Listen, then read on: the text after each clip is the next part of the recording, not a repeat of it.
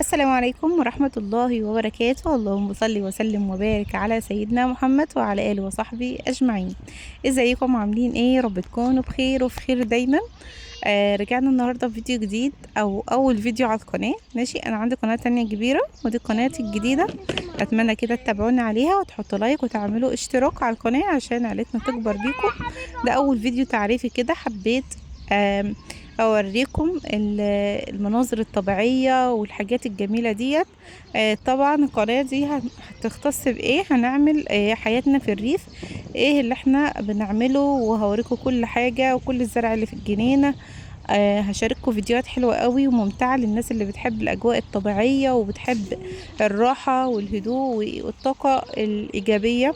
ان الحاجات دي بتدينا طاقة إيجابية حلوة قوي. تخيلوا كده انكم تكونوا قاعدين في مكان زي ده، كمية الراحة النفسية اللي هتلاقوها يعني تخيلوا توصل لحد فين. فما حبيتش ابخل عليكم بالمناظر الجميلة دي والحاجات الحلوة دي، واشارككم كل يوم يومياتي في الريف. واحنا في الريف وفلاحين وكده، واوريكم كل حاجة واوريكم بقى عيشتنا ازاي وبنعمل ايه وعندنا ايه وكده.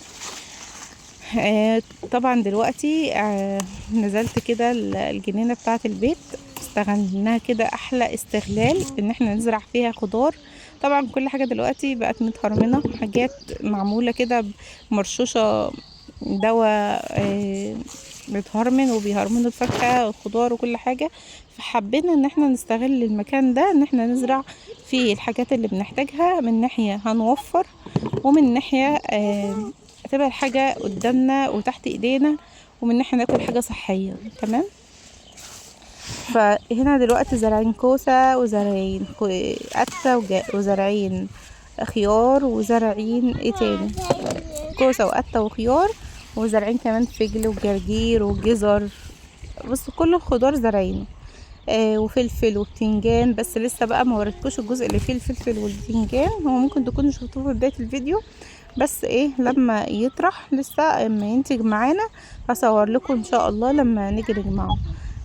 تمام. فاحنا مقسمينها كده الاحواض وزارعين بقى خوخ، جوافة، تين، كاكا، تفاح، بشملة، عنب، برقوق، كل الفاكهة، كل الفاكهة زرعينها حتى النخل.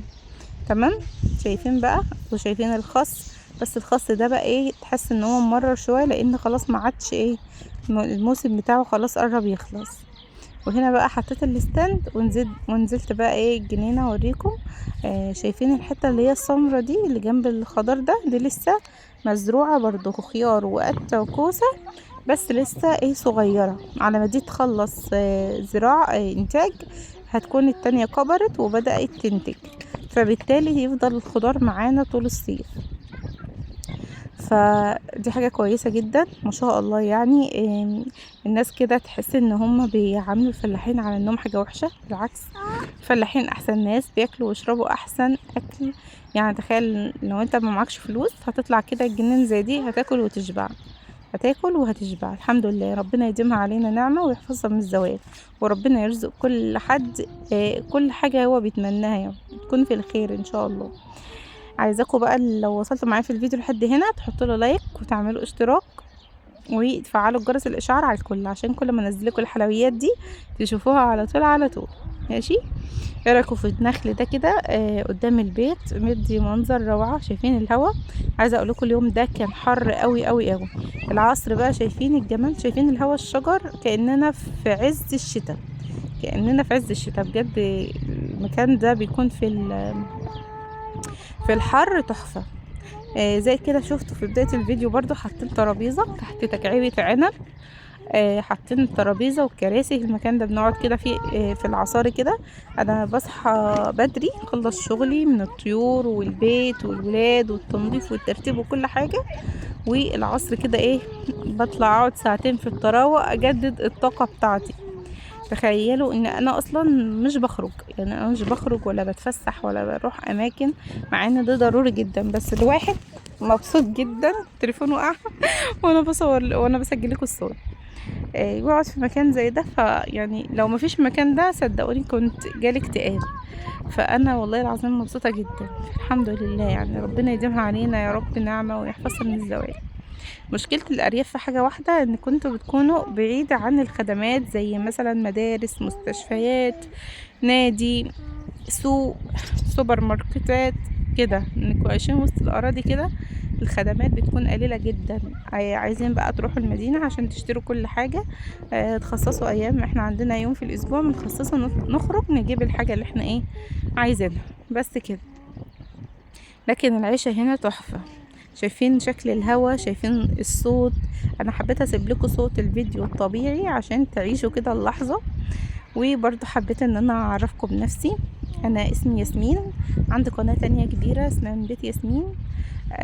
وعندي ولدين ريان وبراء، هم اللي شفتوا معايا في الفيديو ده. بس كده، فحبيت بقى ان انا اصور معاكم الفيديو ده، فيديو تعريفي كده بالقناة. واتمنى كده تشرفوني وتنوروني دايما، ومستنيه كومنتاتكم الجميله. تقولوا لي كده بتتابعوني من انهي بلد، وتقولوا لي الفيديو عجبكم ولا لا، عايزين نعمل لكم فيديوهات ايه. الفتره الجايه كمان هصور لكم بقى ان احنا هنطبخ الحاجات دي، هنجمع ونطبخ بره في الجنينه على الكانون. عايزه بقى ارجع ايام زمان. بجد يعني انا مبسوطه. مبسوطه ان انا هصور فيديوهات زي دي كده، وهنرجع كده نعيش الحاجات، الايام الجميله اللي عدت ديت، نعيشها كده سوا واوريكم الحاجات دي. فعايزاكم تشجعوني في التعليقات علشان اتشجع كده واصور، يعني ده بدايه اول فيديو ليه على القناه دي، وعايزاكم تشجعوني ماشي. دي شجر البشملة وشجر الباباز، ودي عنباية بس محتاجة تكعيبة هنعملها. عندنا كمان روزماري وورق لوري، وكمان زعتر. ده الروزماري.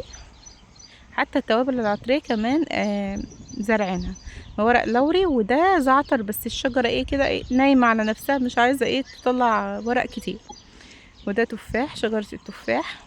هما اتنين بس التانية لسه ايه، كنا قصينها مقلمينها بس ما طرحتش السنة دي.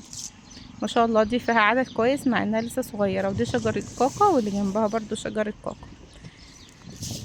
بس كده لحد هنا هيكون الفيديو بتاعنا خلص. اشوفكم على خير ان شاء الله في فيديوهات جاية كتير. دي ثمر الكاكاو زي ما انتم شايفين. وما تنسونوش بالدعم، اللايك والاشتراك. واشوفكم على خير يا حلوين، في رعاية الله وحفظه للجميع. باي باي.